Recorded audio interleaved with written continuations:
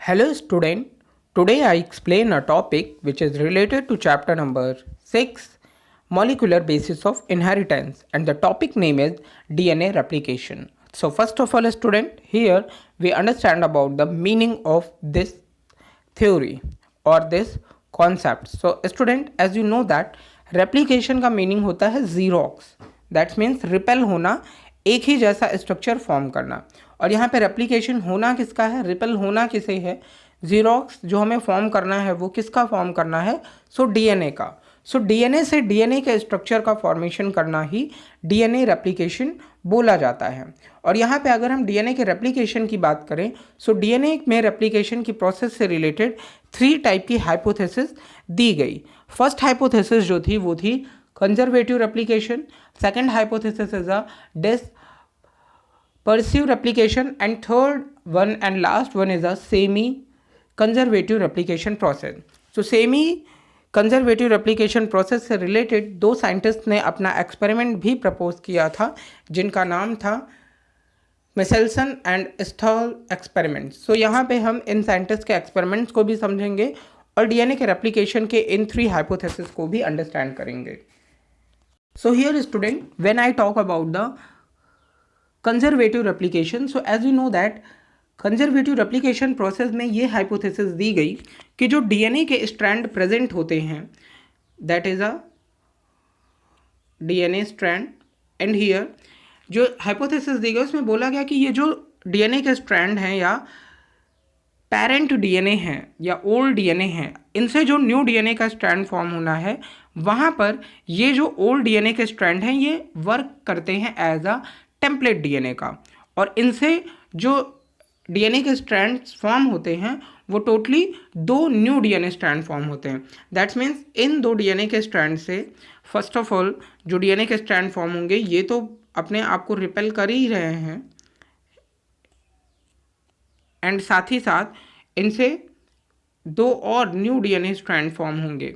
सो इस टाइप की प्रोसेस को यहाँ पे बोला जाता है कंजर्वेटिव रेप्लिकेशन, जहाँ पे जो ओरिजिनल डबल हेलिक्स था वो एज अ वर्क कर रहा था टेम्पलेट का, और जो कि ओरिजिनल मॉलिक्यूल प्रिजर्व था and entirely new double strand molecule को फॉर्म कर रहा था। सो बिकॉज ऑफ ये जो ओल्ड डीएनए स्ट्रैंड है वो प्रिजर्व है, वो चेंज नहीं हो रहा है, उनसे जो न्यू डीएनए स्ट्रैंड फॉर्म हो रहे हैं वो टोटली न्यू हैं, उनमें किसी भी तरह का ओल्ड डीएनए स्ट्रैंड मिक्सअप नहीं है। सो इस टाइप के रेप्लिकेशन की प्रोसेस को हम कंजर्वेटिव रेप्लिकेशन बोलते हैं।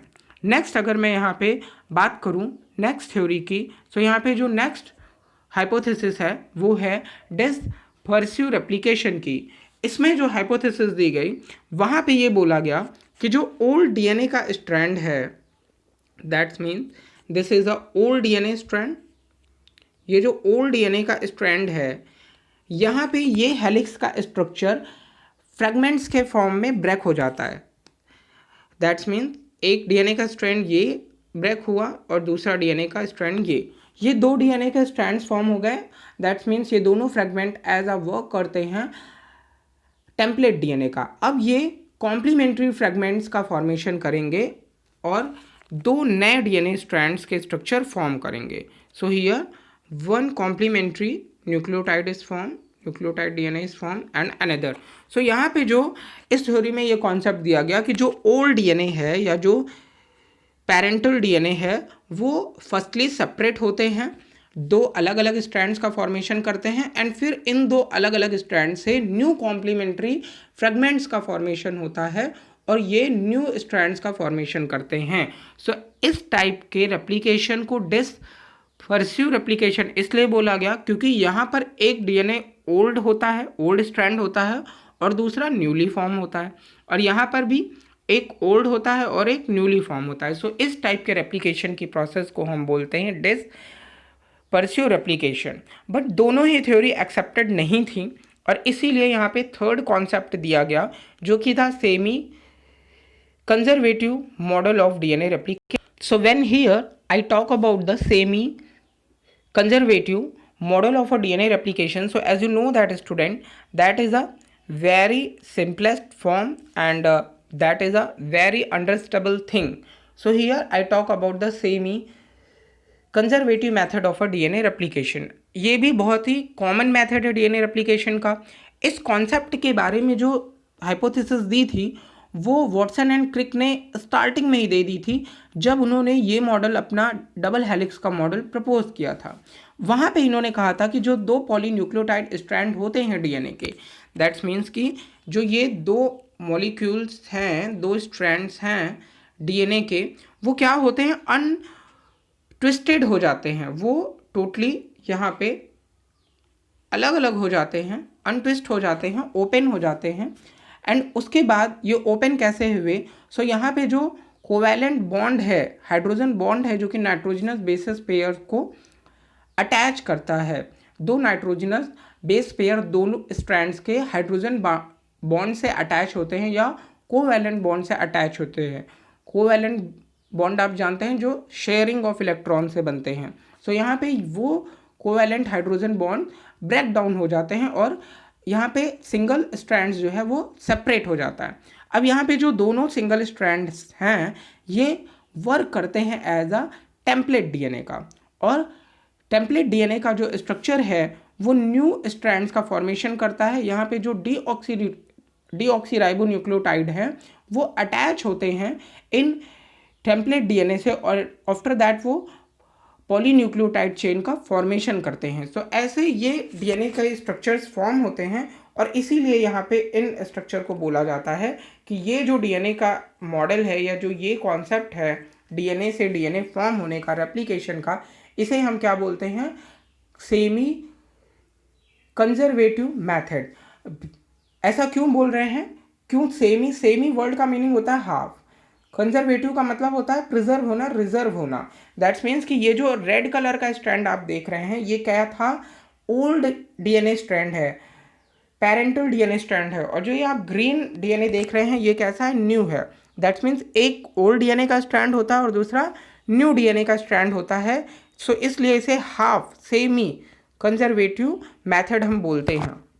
When here we understand as the level of a theoretical base पे अगर हम समझें तो कुछ ऐसे समझेंगे कि replication takes place in the S phase. Replication होता कब है, तो न्यूक्लियस में जब रेप्लिकेशन की प्रोसेस हो रही है या डीएनए रेप्लिकेशन की प्रोसेस हो रही है, सो वो एस फेज में होता है। अब S phase as you know that कि जो सेल साइकिल है जहाँ पे G1 phase, G2 phase, S phase occur होती हैं और एम फेज अकर होती है, उनमें से एस फेज सिंथेसिस फेज में रेप्लिकेशन की प्रोसेस होती है।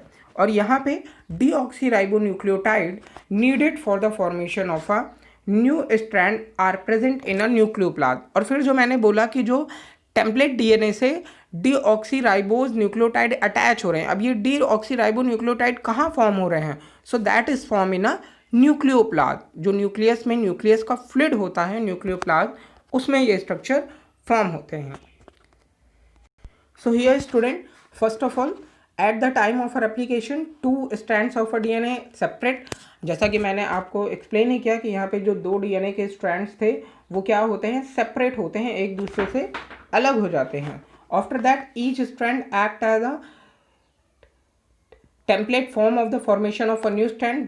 देन मैंने बोला कि वो क्या करेंगे, पेरेंटल डीएनए हैं, ओल्ड डीएनए हैं, जो कि टेम्पलेट डीएनए का वर्क करेंगे, अपने आप को शो करेंगे, and then a new strand जो फॉर्म होंगे वो कॉम्प्लीमेंट्री बेस पेयरिंग करेंगे। अब यहाँ पे सिंपल सा मीनिंग है, इसके पहले आपने डबल हेलिक्स मॉडल को भी अंडरस्टैंड किया था। तो वहाँ पे हमने बोला था कि अगर एक डीएनए का स्ट्रैंड है ये, और यहाँ पे जो बेस पेयर है वो है A, C, G and T, तो अब इनका कॉम्प्लीमेंट्री बेस पेयर यहाँ पे इनसे अटैच होगा, और वो क्या होगा, A के अपोजिट आएगा T, C के अपोजिट आएगा G, G के अपोजिट आएगा C, और T के अपोजिट आएगा A।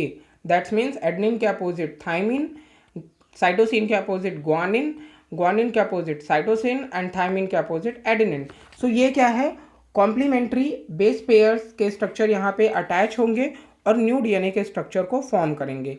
That's why here student, सो अगर हम सेमी कंजर्वेटिव की बात करेंगे, सो यहाँ पे in each new strand DNA molecule one strand is old while the other is a newly formed. Hence, Watson and Crick says that this is known as a semi-conservative replication. अब यहाँ पे भी आप इसमें भी अंडरस्टैंड कर पाएंगे.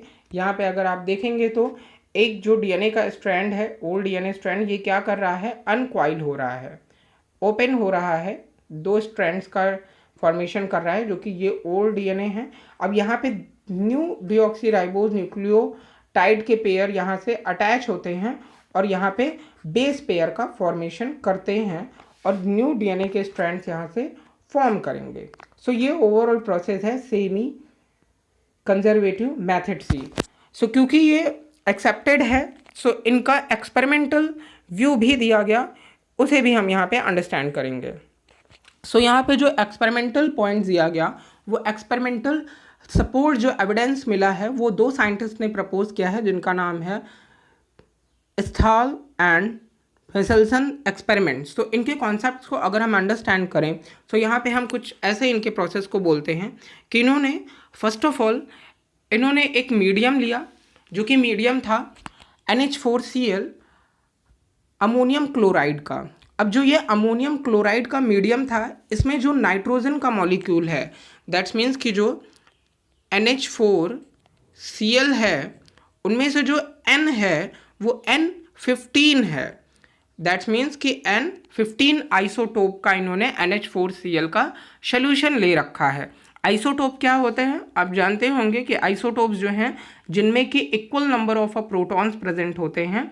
That's means कि जिनमें जो एटॉमिक नंबर है वो सेम है, लेकिन जो एटॉमिक मास है, जो न्यूट्रॉन्स के नंबर हैं वो क्या होंगे, डिफरेंट होंगे. सो उन्हें हम आइसोटोप बोलते हैं. सो यहाँ पे सबसे पहले हमने क्या किया कि इसर्चिया कोलाई बैक्टीरिया ली और उसे हमने NH4Cl अमोनियम क्लोराइड सोल्यूशन के मीडियम में ग्रो कराया. अब जो यहाँ पे अमोनियम क्लोराइड हमने ले रखा है वो कैसा है, उसमें नाइट्रोजन कैसा है, सो N15 आइसोटोप का है.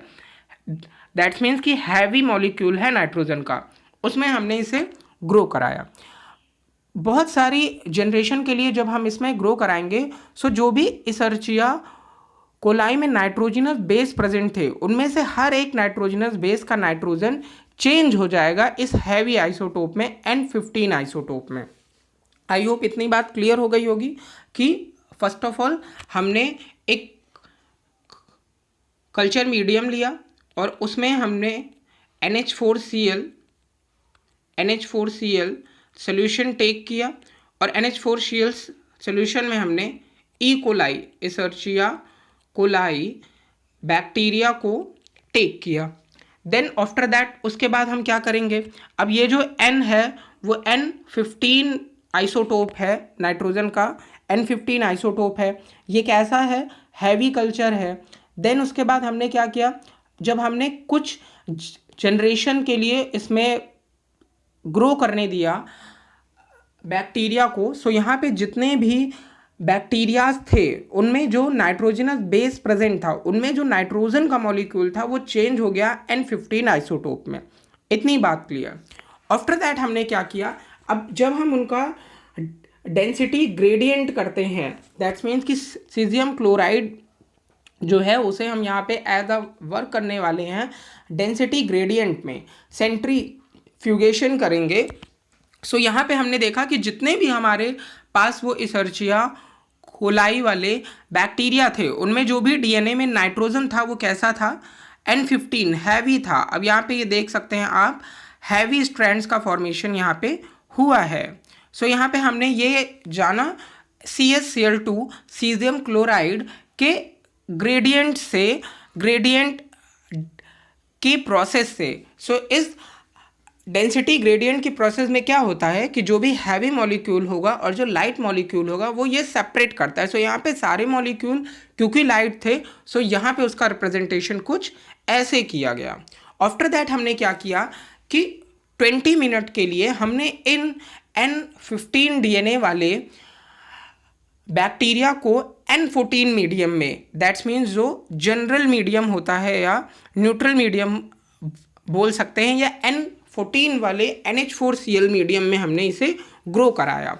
तो जब हम इसे 20 मिनट के लिए दूसरे मीडियम में ग्रो करा रहे हैं N14 आइसोटोप के नॉर्मल नाइट्रोजन के NH4Cl में ग्रो कराते हैं, सो क्योंकि ये अपने नेचर के थ्रू क्या करेगा कि जो N14 के ओल्ड DNA स्ट्रैंड्स थे वो क्या हो गए, यहाँ पे सेपरेट हो गए।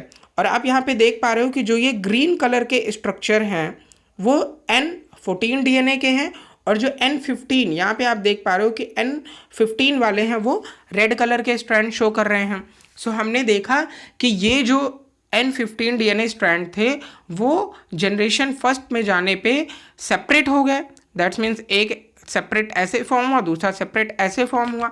ये दोनों कैसे थे, टेम्पलेट DNA का वर्क यहाँ पे शो कर रहे थे। आफ्टर दैट यहाँ पे क्या हुआ, क्योंकि N14 में हमने रखा, सो जो भी न्यूक्लियोप्लाज्म में न्यूक्लियोटाइड फॉर्म हुए वो सारे न्यूक्लियोटाइड जो थे वो N14 वाले फॉर्म हुए।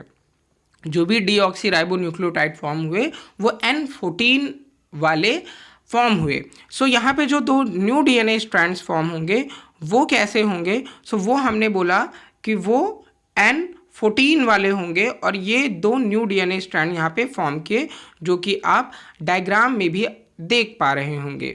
सो हियर स्टूडेंट, ये यहाँ पे जो रेड कलर वाला है वो ओल्ड DNA पेरेंट DNA का है, रेड DNA वाला जो आप देख रहे हैं वो N15 आइसोटोप को रख रहा है अपने पास, और जो न्यू फॉर्म हुए हैं जो ग्रीन कलर के स्ट्रक्चर आपको दिख रहे हैं फर्स्ट जनरेशन में वो है N14 DNA स्ट्रैंड, यहाँ पे नाइट्रोजन जो है वो N14 का है।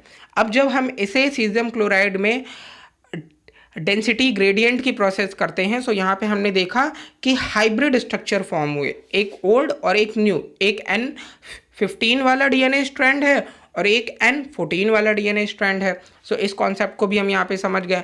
डेंसिटी ग्रेडियंट्स की अगर मैं क्लियरली सेपरेटली बात करूँ यहाँ पे, सो आप ऐसे समझ सकते हैं, ये हमने CaCl2 का सोल्यूशन लिया, ठीक है। अब ये CaCl2 सोल्यूशन का नेचर क्या होता है कि ये हैवी चीज़ को अलग और लाइट चीज़ को अलग करता है। सो जो भी हैवी चीज़ होगी एज यू नो दैट वो कहाँ आएगी, बेस पे आएगी। सो यहाँ पे बेस पे जो भी N15 मॉलिक्यूल था वो कैसा होगा, वो हैवी होगा, सो वो बेस पे प्रेजेंट हो गया।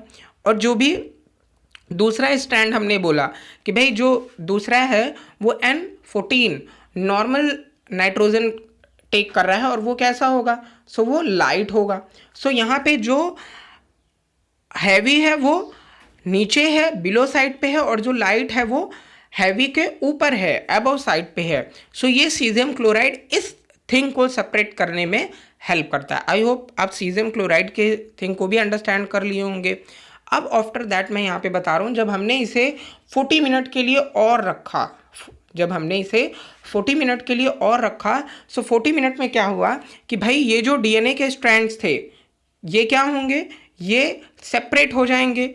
और जब ये सेपरेट होंगे सो यहाँ पे एक, यहाँ पे रेड वाला सेपरेट होगा, दूसरा यहाँ पे रेड वाला सेपरेट होगा, दैट्स मीन्स कि ओल्ड DNA। देन उसके बाद जो ग्रीन कलर का यहाँ पे है वो भी यहाँ पे सेपरेट हो जाएगा, ये यहाँ पे ग्रीन वाला भी दो अलग अलग DNA स्ट्रैंड में सेपरेट हो गया। अब क्योंकि हमने मीडियम तो वही रखा है, N14 वाला ही रखा है, सो अब जो न्यू DNA के स्ट्रैंड्स फॉर्म होंगे वो N14 वाले ही फॉर्म होंगे। सो फर्स्टली पहला ये फॉर्म हुआ N14 वाला, सेकेंड ये फॉर्म हुआ, देन थर्ड ये फॉर्म हुआ, एंड फोर्थ ये फॉर्म हुआ। तो यहाँ पे हमने देखा कि जो दो DNA के स्ट्रैंड्स थे यहाँ पे फर्स्ट जनरेशन में जो यहाँ पे दो DNA के स्ट्रैंड थे जिनमें कि हाइब्रिड फॉर्म हुआ था, एक लाइट DNA और एक हैवी, एक यहाँ पे दो एक ओल्ड DNA के स्ट्रैंड थे और एक न्यू DNA स्ट्रैंड फॉर्म हुए थे। जब हमने इन्हें 40 मिनट के लिए फिर से इन्हें प्लेस किया N14 वाले NH4Cl में, सो यहाँ पे क्या होगा कि दो तो हाइब्रिड DNA हमें यहाँ पे मिले, ओके।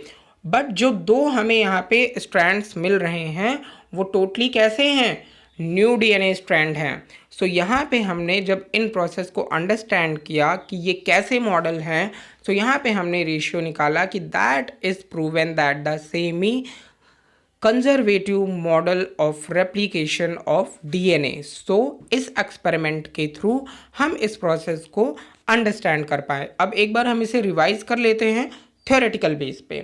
सो जब हम यहाँ पे थ्योरेटिकल बेस पे इसे रिवाइज करते हैं तो कुछ ऐसे इस स्ट्रक्चर को हम अंडरस्टैंड करेंगे। सो जो भी फ्रैंकलिन और स्टॉल ने, सेल्सन एंड स्टॉल ने इस एक्सपेरिमेंट को दिया। सो फर्स्टली इन्होंने क्या किया, दे ग्रू E. coli on NH4Cl culture medium, here N15 is the heavy isotope of nitrogen। सो पहले स्टेप में इन्होंने हैवी NH4Cl में ग्रो कराया जहाँ पे N15 आइसोटोप था। सो यहाँ पे जो भी स्ट्रैंड थे डीएनए के, वो दोनों डीएनए स्ट्रैंड जो थे वो N15 आइसोटोप को टेक कर रहे थे, रख रहे थे अपने पास।